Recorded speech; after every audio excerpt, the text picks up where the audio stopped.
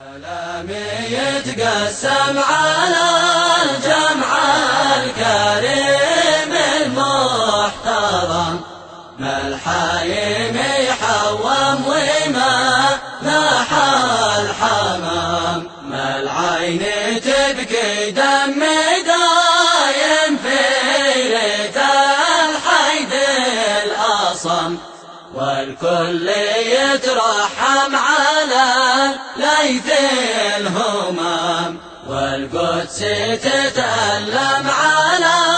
حمي حماها والعالم، ناداوي كم نظم ونضل السلام، عند العرب ما تمنع شيخ الحرام ثم الهرم، والمجد يتكلم إذا عز الكلام.